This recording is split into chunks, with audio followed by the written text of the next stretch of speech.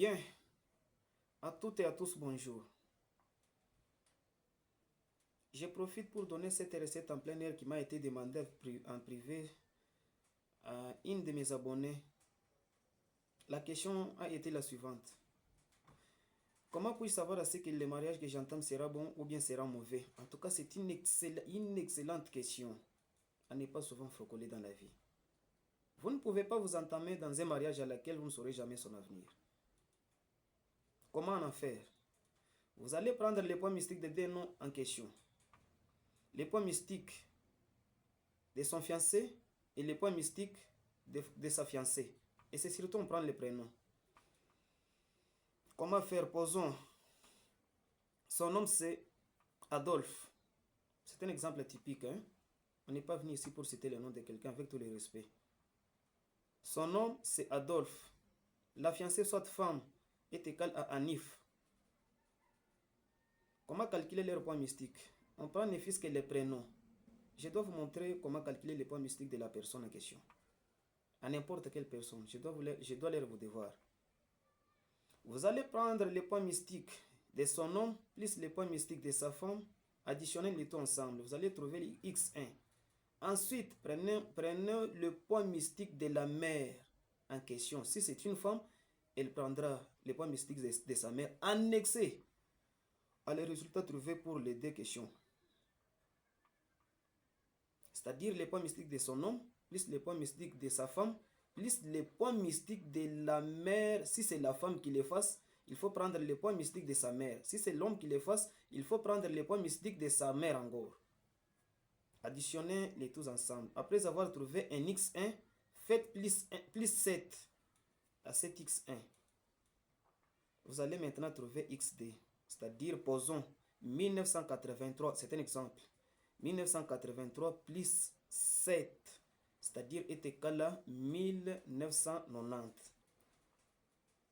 Maintenant, vous allez prendre les 1990 divisé par 9.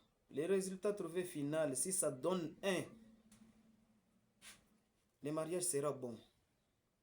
Bien à entamer, sans doute.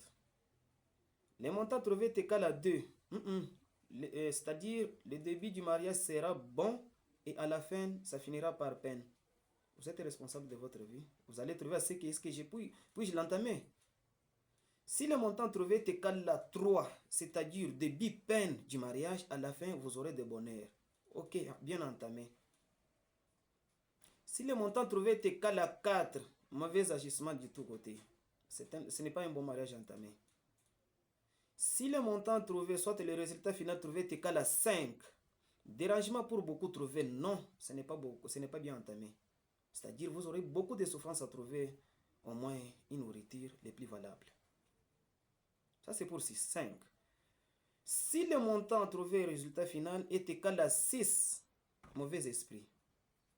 Si c'est la femme qui les fasse, en tout cas votre homme possède de mauvais esprits. Ce n'est pas un bon mariage à trouver. Si le montant trouvé est égal à 7, pas de changement. Si son homme a de l'argent, cet argent ne finira pas. Si son homme peut avoir, si c'est des dérangements, des troubles mentaux, ça ne doit plus changer.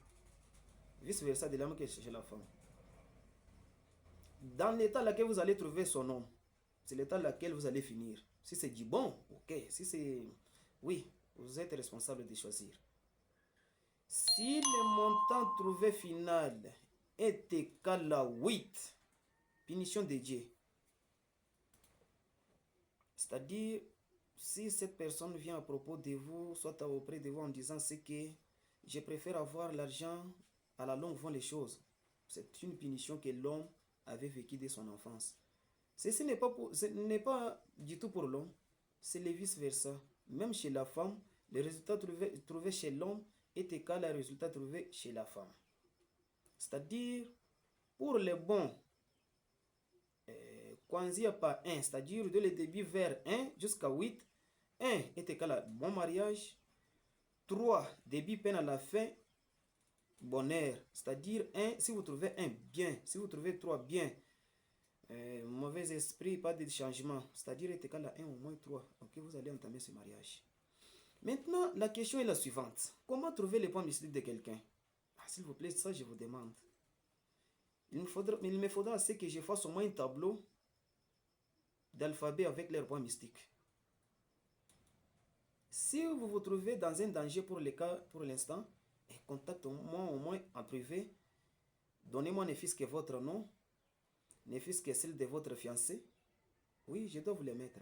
Et vous calculez bien. Vous allez bien calculer l'avenir de votre mariage. Notre WhatsApp, plus 243 89 265 86 99. Vous pouvez me contacter en privé. Sans calculer les points mystiques de l'un et de l'autre, je peux les vous livrer. Je vous remercie d'autant. À la longue, voit les choses, mais je dois mettre les tableaux des points mystiques de chaque alphabet. Je vous remercie. J'attends des questions. C'est moi qui vous remercie le plus.